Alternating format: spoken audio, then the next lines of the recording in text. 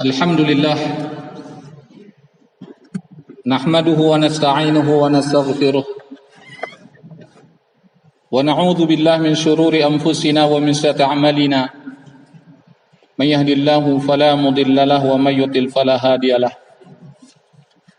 Ashhadu an la ilaha illallah wa ashhadu anna Muhammadan abduhu wa rasuluhu la nabiyya ba'dah. Allahumma salli wa sallim ala nabiyyina Muhammad wa ala alihi wa sahbihi wa ansarihi wa junudihi wa man jahada fi sabilillahi la yaumil qiyamah. Amma ba'du, fa ya ibadallah usikum wa iyaya bitaqwallah faqad fazal muttaqun. Qala Allah ta'ala fil Qur'anil Karim, يا أيها الذين آمنوا اتقوا الله حق تقاته ولا تموتن إلا وأنتم مسلمون. وقال أيضا تبارك الذي بيده الملك وهو على كل شيء قدير الذي خلق الموت والحياة ليبلوكم أيكم أحسن عملا وهو العزيز الغفور. Wa qala Rasulullah sallallahu alaihi wasallam khairun nas anfa'uhum linnas. Sadaqallahu wa sadaqa Rasulullah sallallahu alaihi wasallam. Jamaah salat Jumat yang dimuliakan oleh Allah Subhanahu wa taala. Dalam mukadimah tadi khatib menyampaikan firman Allah Subhanahu wa taala yang termaktub di dalam surat Al-Mulk, surat yang ke-67 dari 114 surat yang Allah turunkan untuk hambanya. Ayatnya ayat yang pertama sampai ayat yang kedua. Dalam ayat tersebut Allah Subhanahu wa taala mengingatkan hambanya, mengingatkan manusia, mengingatkan kaum muslimin, mengingatkan orang-orang yang beriman. Apa kata Allah Subhanahu wa taala? Tabarakalladzi biyadihil mulku wa huwa ala kulli syai'in qadir. Maha suci Allah yang di tangannya lah segala kerajaan dan Dia maha kuasa atas segala sesuatu. Maha suci Allah yang di tangannya lah segala kekuasaan, segala kekerajaan. Manusia boleh saja memiliki kerajaan, bahkan menjadi raja.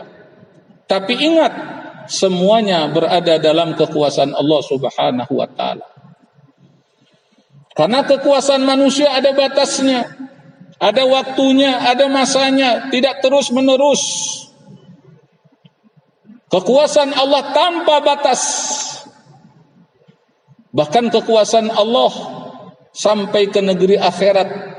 Karena Allah pemilik langit dan bumi, Allah pemilik dunia dan akhirat. Dan ini merupakan peringatan bagi kita semua. Apapun kekuasaan yang kita miliki, sesungguhnya ada batasnya, ada waktunya. Oleh karena itu perhatikan pada ayat yang kedua. Apa kata Allah pada ayat yang kedua? Alladzi khalaqal mauta wal hayata liyabluwakum ayyukum ahsanu amala wa huwal azizul ghafur. Yang menjadikan mati dan hidup supaya Dia menguji kamu, siapa di antara kamu yang lebih baik amalnya. Dan Dia maha perkasa lagi maha pengampun. Jadi Allah Subhanahu wa taala menjelaskan bahwa manusia itu akan mati. Memang saat ini kita hidup, tapi hidup manusia ada batasnya.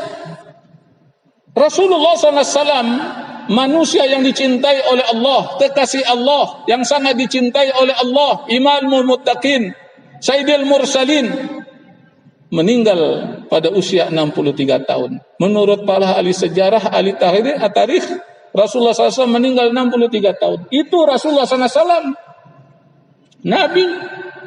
Kuburannya saat ini bisa kita lihat kalau kita ziarah ke Madinah Al-Munawwarah. Ada makam beliau, kuburan Rasulullah SAW. Yang mana ketika kita berziarah ke makam Rasulullah SAW, kita sampaikan salam dan salawat untuk beliau. Ya Nabi, salam alaika. Ya Rasul, salam alaika. Ya Habib, salam alaika. Sambil menetes air mata kita. Di belakang kuburan Rasulullah SAW ada kuburan Sayyidina Abu Bakar Siddiq. Di belakangnya lagi ada kuburan Sayyidina Umar bin Khattab. Maka ketika kita ziarah dan ketika kita mengucapkan salam, kita berpikir bahwa kita pun juga akan mati. Sehebat apapun kita akan mati. Setinggi apapun kedudukan kita akan mati. Seluas apapun kekuasaan kita akan mati. Maka Allah ingatkan, karena kita semua akan mati, ketika hidup beramalah dengan amal yang terbaik. Jadi kita hidup ini juga merupakan ujian dari Allah Subhanahu wa taala. Siapa di antara kita yang memiliki amal terbaik, amal unggulan, yang bisa dibanggakan nanti di akhirat, bahkan di alam kubur pun akan memberikan manfaat. Sekiranya ini dipahami oleh kaum muslimin, oleh seluruh umat manusia, dia akan berlomba-lomba melakukan kebaikan. Setiap waktunya akan diisi dengan kebaikan, dengan amal soleh, amal yang diinginkan oleh Allah, yang disukai oleh Allah Subhanahu wa taala. Bukan amal kejahatan, bukan amal keburukan, bukan amal dosa dan kemungkaran. Kenapa dalam kehidupan ini ada orang melakukan dosa, melakukan kemungkaran, melakukan kezaliman, melakukan penganiayaan, melakukan hal-hal yang dilarang oleh Allah Subhanahu wa taala? Karena mereka tidak beriman dengan hari akhir dengan sepenuh hati. Dan mereka tidak mempersiapkan bekal akan mati. Pada setiap hari ada orang mati. Ada yang kena COVID, ada sakit jantung, ada yang tabrakan, ada ini itu segala macamnya. Kita dengar di berita. Tapi tidak kita ambil sebagai ibrah dan pelajaran. Jangankan mengambil untuk sebagai ibrah pelajaran, mengucapkan kalimat istirja saja enggak. Apa kalimat istirja? Inna lillahi wa inna ilaihi raji'un. Sesungguhnya kita ini milik Allah dan akan kembali kepada Allah Subhanahu wa taala. Makanya kita disunahkan, diajarkan oleh Rasulullah SAW, dicontohkan oleh Rasulullah SAW, kalau kita mendengar ada seorang muslim, siapapun dia, dimanapun dia tinggal, kalimat yang pertama harus kita ucapkan adalah inna lillahi wa inna ilaihi raji'un. Sesungguhnya kita ini milik Allah dan akan kembali kepada Allah.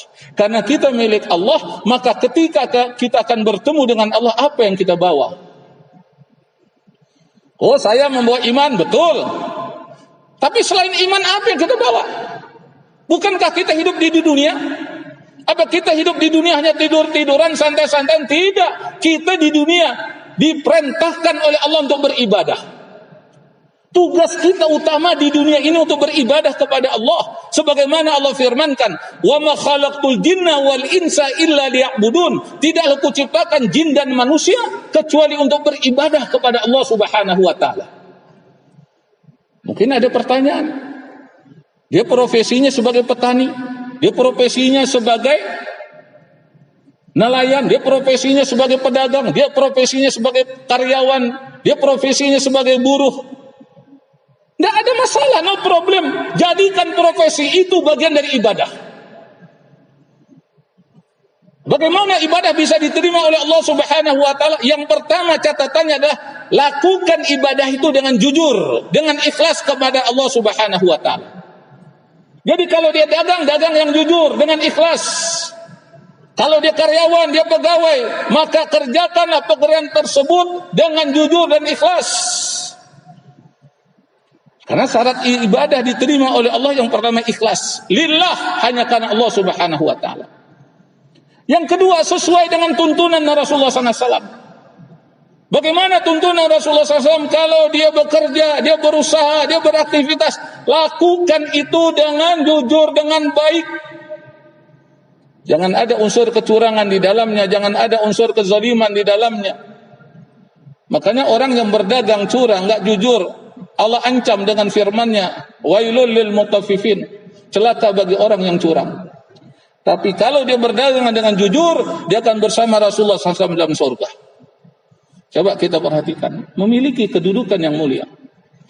Oleh karena itu, apapun profesi kita, apapun jabatan kita, gunakan itu untuk mendekatkan diri kepada Allah. Jadikan itu sebagai sarana ibadah. Sehingga kita akan mendulang kebaikan demi kebaikan. Bukankah sudah banyak contoh? Di antaranya yang Allah ceritakan dalam Al-Quran, di antaranya yang pernah disampaikan oleh lisan Rasulullah SAW, bagaimana kisah Nabi Sulaiman alaihissalam. Dia seorang raja, dia seorang pemimpin. Tapi dengan kerajaannya, dengan kepemimpinannya, orang mendapatkan keadilan, orang mendapatkan kemakmuran, orang mendapatkan kesejahteraan.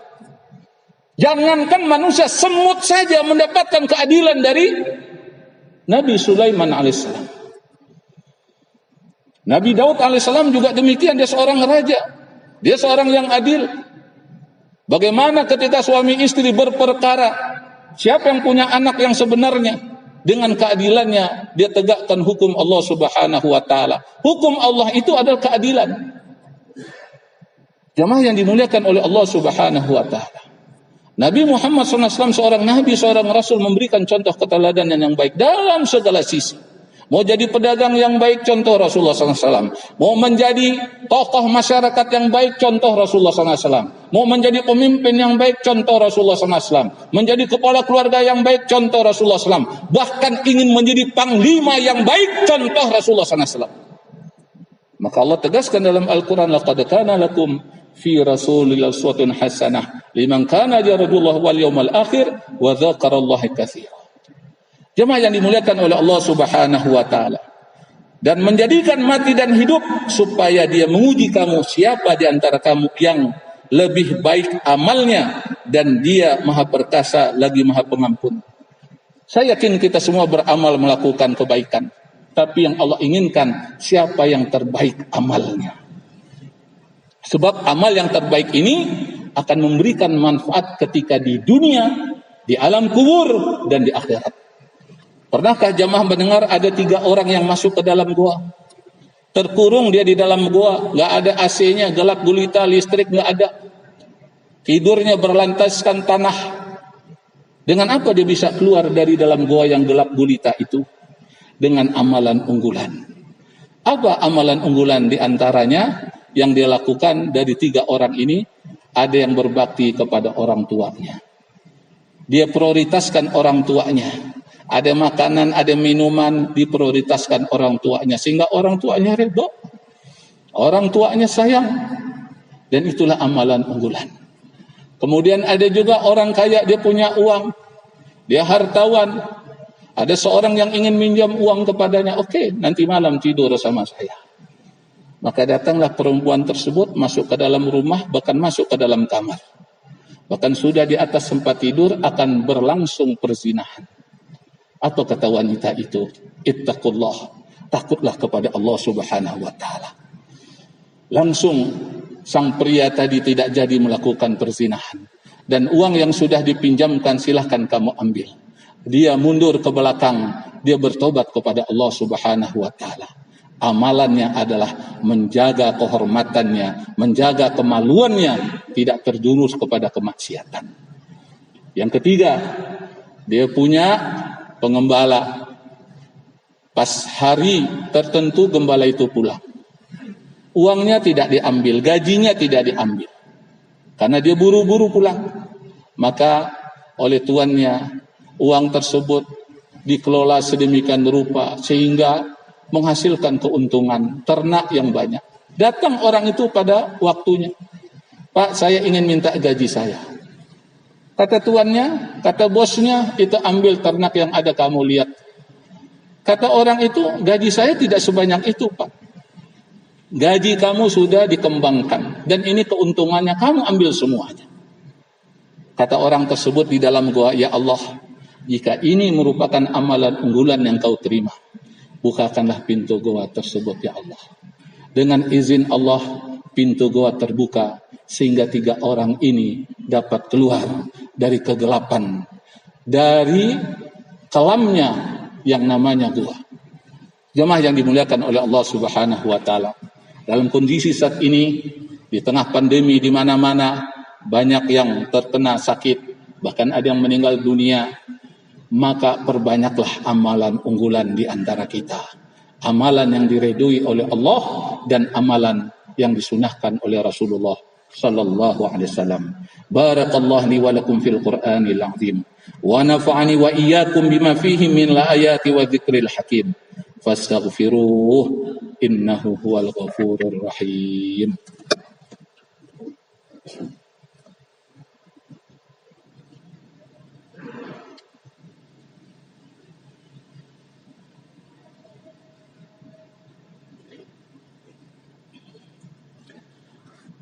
Alhamdulillah allafa baina qulubina fa asbahna bi ni'mati ikhwana. Asyhadu an la ilaha illallah wa asyhadu anna Muhammadan abduhu wa rasuluh la nabiyya ba'dah. Allahumma salli wa sallim ala nabiyyina Muhammad wa ala alihi wa sahbihi wa ansarihi wa junudihi wa man jahada fi sabilillahi la yaumil qiyamah.